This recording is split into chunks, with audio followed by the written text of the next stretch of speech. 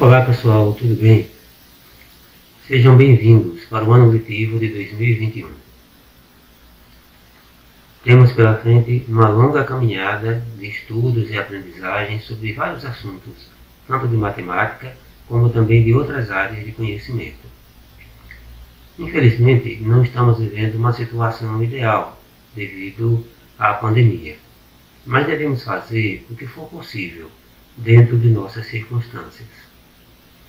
Estudo é trabalho, estudo dá trabalho, mas quando feito de forma correta, ele produz aprendizagens, conhecimento, crescimento cultural e intelectual. Pode produzir bons resultados tanto agora como também para a nossa vida no futuro. Por isso devemos levar os nossos estudos bem a sério. Só depende de nós. Por isso, desejo a todos bons estudos e sucesso nessa caminhada. Nós vamos iniciar os nossos estudos considerando um pouco sobre números irracionais e sobre números reais. Mas antes eu gostaria de fazer uma breve revisão sobre outros conjuntos numéricos. Nós já havíamos estudado sobre o conjunto dos números naturais em anos anteriores. Esse conjunto está aqui representado pela letra N. Geralmente podemos dizer que ele começa com 0, depois 1, 2, 3, 4 e tem infinitos números positivos. Depois já consideramos também o conjunto dos números inteiros, que envolvem tanto o conjunto dos números naturais, os inteiros positivos e o zero, como também números negativos, como menos 1, menos 2, menos 3 e assim por diante. Temos aqui esse diagrama que nos ilustra o seguinte: os naturais são parte dos inteiros, ou seja, o conjunto dos números naturais é um subconjunto do conjunto dos números inteiros. E ambos esses conjuntos são subconjuntos do conjunto dos números racionais, aqui representado pela letra Q. No conjunto dos números racionais, nós vamos encontrar os números naturais, os inteiros, e encontramos também frações negativas, positivas, números decimais, com casas decimais finitas e infinitas, que são as dízimas periódicas, tanto negativas como também positivas. Mas, além desse conjunto aqui, desses conjuntos aqui, existem também o conjunto dos números irracionais. Nesse outro diagrama aqui, nós temos aqui uma divisão. Desse lado esquerdo, nós temos o conjunto dos números racionais, com os naturais e os inteiros. E nesse lado aqui, de azul, temos o conjunto dos números irracionais, representados pela letra I. Quais são alguns números irracionais? Por exemplo, quando nós temos um número, imagine esse número aqui, 1,7901 4, 5 e reticências. Percebemos que ele tem infinitas casas decimais, mas não apresenta um período. Esse é um exemplo de um número irracional. Os números que são raízes quadradas de números primos, por exemplo, o número 11, também são números irracionais. Ou podemos dizer os números que são raízes quadradas de números que não são quadrados perfeitos. Por exemplo, o 15 não é primo, mas não é um quadrado perfeito. Aqui também é um exemplo de um número irracional. Percebemos aqui, por esse diagrama, que quando um número é irracional, ele não é racional. E vice-versa. Esses são conjuntos disjuntos. Eles não têm nenhum elemento em comum. E percebemos também por meio desse diagrama que a união do conjunto dos números racionais e dos números irracionais forma o conjunto dos números reais. Então, temos aqui uma reta que representa o conjunto aqui dos números reais. É a reta real. E aqui nós vamos encontrar o zero e à direita do zero os números naturais. Aparecem aqui números irracionais, como a raiz de 2, a raiz de 5, o número π. E números também irracionais, como a dízima periódica aqui, 4,777. À esquerda do zero vemos os números negativos, que incluem também números racionais e números irracionais. Estarão também aqui números irracionais negativos à esquerda do zero. Cada ponto dessa reta corresponde a um número real.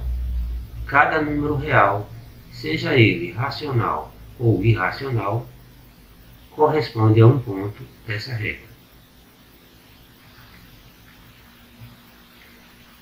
Analisando aqui o software GeoGebra, nós podemos considerar aqui o seguinte: suponhamos que se coloquem aqui dois pontos. Aqui estou colocando o ponto A no 0 e o ponto B no 1. Vamos imaginar que esse eixo X aqui seja a reta real. Então, se dermos um zoom, percebemos que começam a aparecer entre esses dois números racionais outro número racional, 0,5. Vamos colocar aqui outro ponto, o ponto C. Se dermos mais um aqui, veremos que começam a aparecer outros números. Quer dizer, entre dois números racionais, sempre vai haver um número racional. Então, embora não seja fácil a percepção, mas existem infinitos números racionais entre dois números racionais. Quando aumentamos bastante, começa a aparecer números com 2, 3 casas decimais, com 4 casas decimais e assim por diante. Então, a reta numérica ela está toda preenchida com números racionais e também com os números irracionais, que embora não estejam aparecendo aqui, mas existem muito mais números irracionais aqui na reta do que os números racionais. São infinitos racionais e são infinitos irracionais. Mas os infinitos irracionais são muito maiores, é uma quantidade muito maior do que a dos números racionais. Então, aqui na reta numérica, ela está toda preenchida, a reta real, com números racionais e números irracionais. A geometria auxiliou na descoberta dos números irracionais. Considere o seguinte agora no livro didático de vocês, na página 14. A geometria e a descoberta do número irracional. Temos aqui uma malha quadriculada, quero dizer pontilhada, onde foi representado aqui um triângulo verde. Esse triângulo é um triângulo retângulo isósceles. E sobre esses lados aqui, desse triângulo, foram construídos quadrados. Sobre o lado maior foi construído esse quadrado e sobre os lados menores também foram construídos esses outros quadrados aqui. Se nós tomarmos esse quadradinho vermelho aqui como unidade de área, nós veremos que esse quadrado aqui, construído sobre o lado maior, tem 2 unidades de área, e esse quadradinho aqui, construído sobre o lado menor, tem 1 unidade de área. Percebemos aqui uma relação, que a área desse quadrado construído sobre o lado maior é igual à soma das áreas dos outros 2 quadrados, construídos sobre os lados menores desse triângulo. Se desenharmos um outro triângulo, aumentando as dimensões, conforme aqui vemos na página 15, temos agora esse triângulo roxo um pouco maior. Se sobre esse lado maior desse triângulo construirmos um quadrado, e sobre os lados menores deles construirmos também quadrados, nós veremos que essa relação das áreas dos quadrados se mantém, ou seja, a área do quadrado construído sobre o lado maior é igual à soma das áreas dos 2 quadrados construídos sobre os lados menores.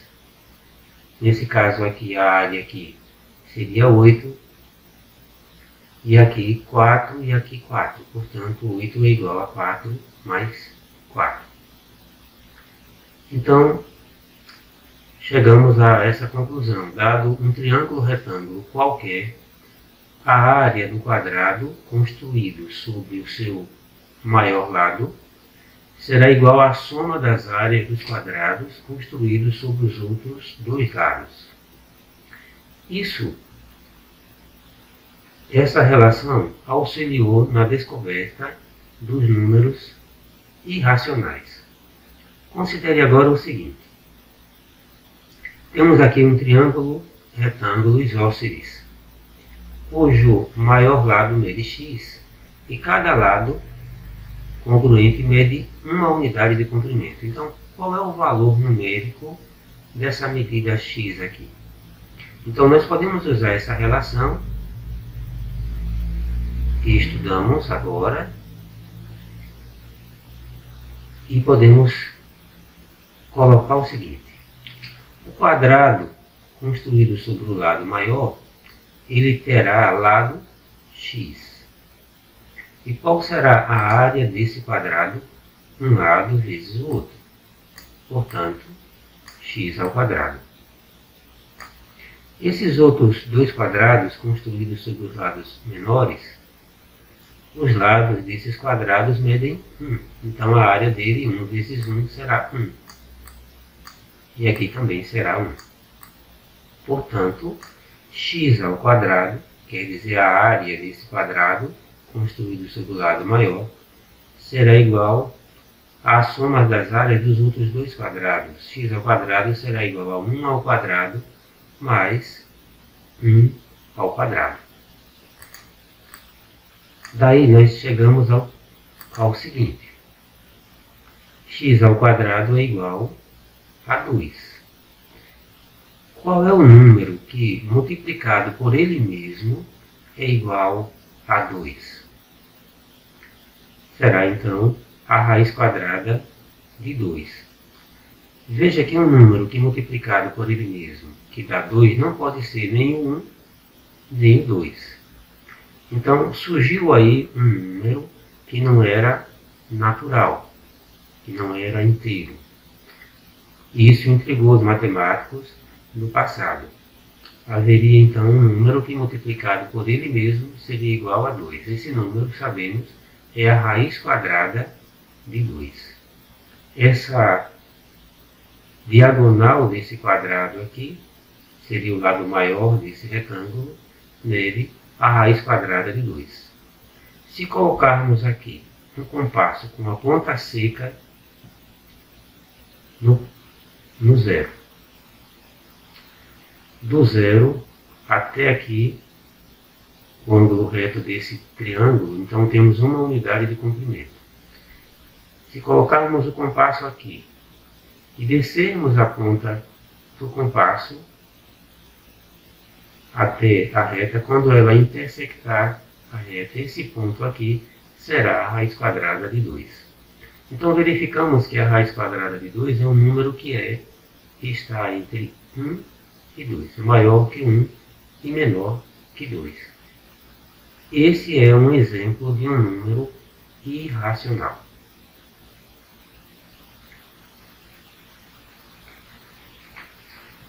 Como descobrimos qual é o valor aproximado da raiz quadrada de 2?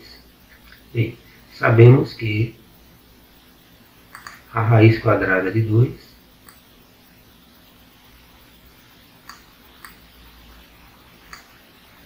é um número que será maior que 1 e menor que 2. Então fazemos, já que é maior do que 1, fazemos 1,1 ao quadrado. 1,1 ao quadrado será 1,21, é menor do que 2. 1,2 ao quadrado dá 1,44, menor do que 2. 1,3 ao quadrado dá 1,69, menor do que 2.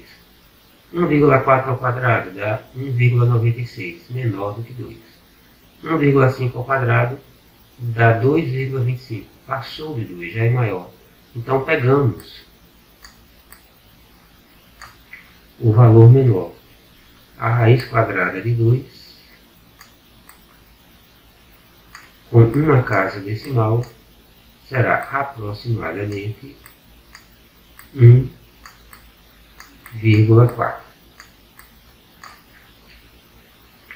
Porém, se nós quisermos considerar a raiz quadrada de 2 com duas casas decimais, então devemos trabalhar assim: 1,41 ao quadrado, então aqui daria esse número. Depois verificamos que ele é menor do que 2. Depois fazemos 1,42 ao quadrado, percebemos que já passa de 2. Então trabalhamos com o valor menor. Portanto, a raiz quadrada de 2, com duas casas decimais, será aproximadamente 1,41. Se quisermos com três casas decimais, então fazemos 1,411 ao quadrado, 1,412 ao quadrado e assim por diante. Quando passar de 2, então pegamos o valor menor. A raiz quadrada de 2 é um exemplo de um número irracional, assim como também a raiz quadrada de 3 e outros números também que são números irracionais, como a raiz quadrada de 3, a raiz de 5 e assim por diante. Vamos trabalhar agora uma atividade da página 18, a questão número 1. Temos aqui então o seguinte: observe a representação do quadrado na imagem. Calcule a medida de sua diagonal. Nesse caso aqui, de um vértice a outro, qual a medida desse segmento? Então, nós podemos compreender aqui um triângulo isósceles, um triângulo retângulo isósceles, de lados, aqui 2 e aqui 2. Então, a medida dessa diagonal aqui,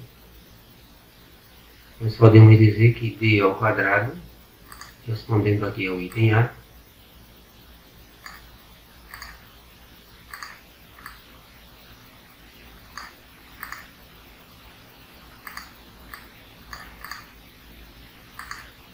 d ao quadrado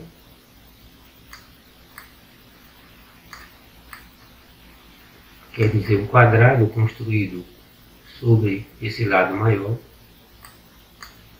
é igual a 2 ao quadrado, quer dizer o quadrado construído sobre esse lado menor, mais outro quadrado aqui, construído sobre o outro lado. Ou seja, d ao quadrado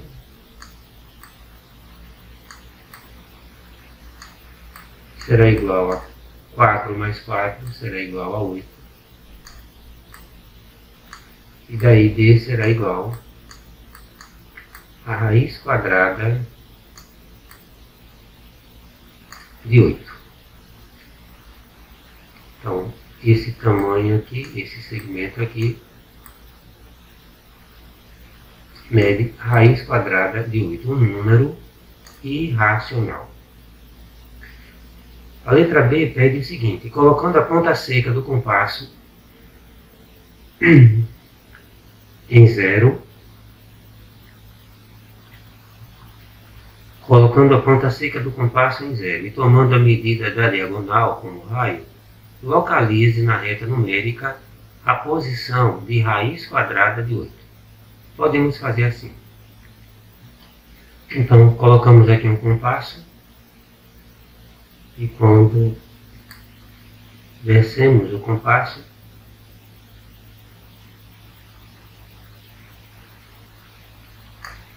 temos aqui então a localização da raiz quadrada de 8. Vemos que é um número entre 2 e 3.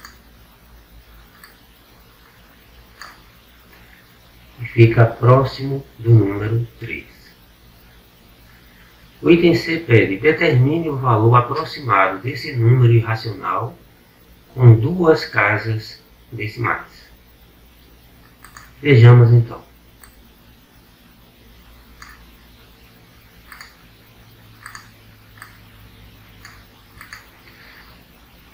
Podemos fazer o seguinte. Sabemos que a raiz quadrada de 8 é um número que está entre 2 e 3. Então, começamos a trabalhar com 2,1. Fazendo 2,1 ao quadrado, obtemos esse número, 4,41. 2,2 ao quadrado, obtemos 4,84. E vamos seguindo nessa sequência. Quando chegamos em 2,8 ao quadrado, obtemos 7,84. Então, passamos para 2,9. Quando fazemos 2,9 ao quadrado, dá 8,41, já passa de 8. Então, pegamos o valor menor. A raiz quadrada de 8, com uma casa decimal,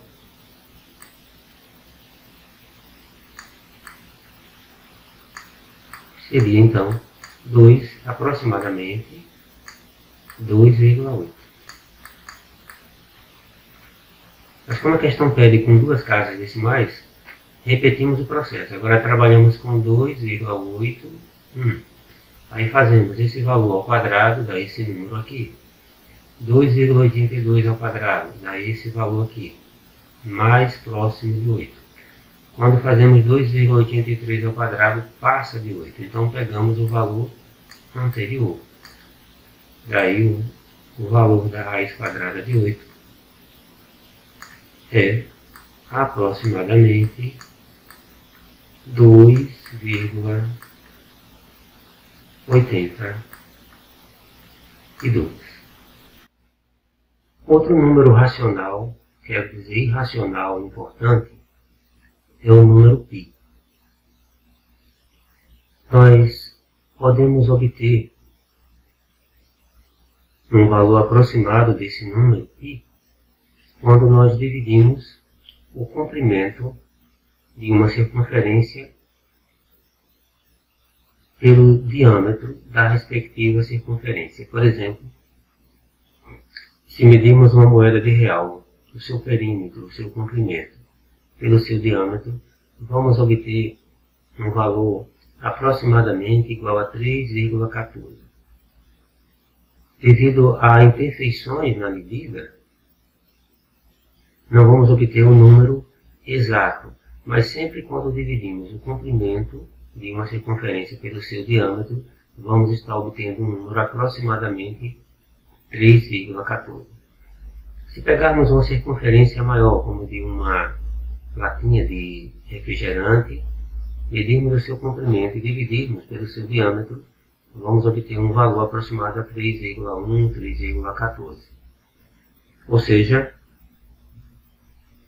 sempre que dividirmos o perímetro de uma circunferência, o comprimento da circunferência do seu perímetro pelo seu diâmetro, vamos obter um valor aproximadamente a 3,14. Esse é também um número irracional.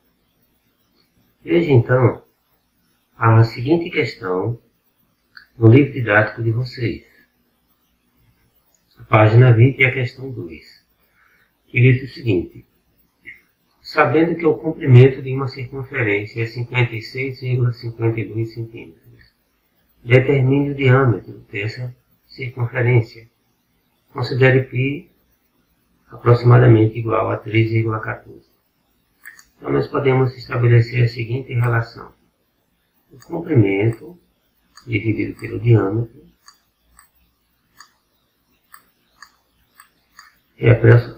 é igual a π. Ou seja, o comprimento é igual a... O diâmetro aqui está dividindo, pode passar para o segundo membro multiplicando. O comprimento será igual a d vezes π. Nós queremos então isolar o diâmetro a quem queremos descobrir. Então o diâmetro será igual ao comprimento dividido por π. Ora, o comprimento é 56,52 dividido por 3,14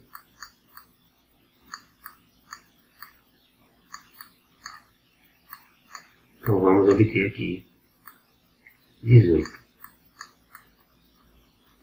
Portanto, o diâmetro será igual a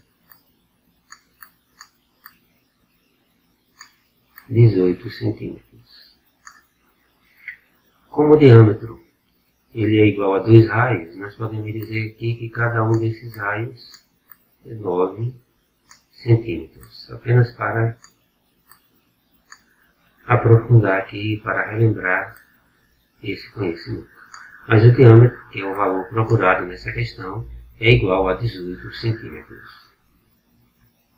Até aqui nós estudamos um pouco sobre os números reais, alguns subconjuntos dos conjuntos dos números reais, como os naturais, os inteiros e os racionais.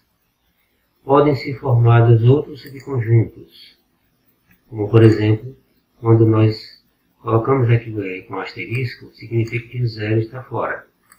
Esse é o conjunto dos números reais sem o zero, quer dizer, os reais não nulos.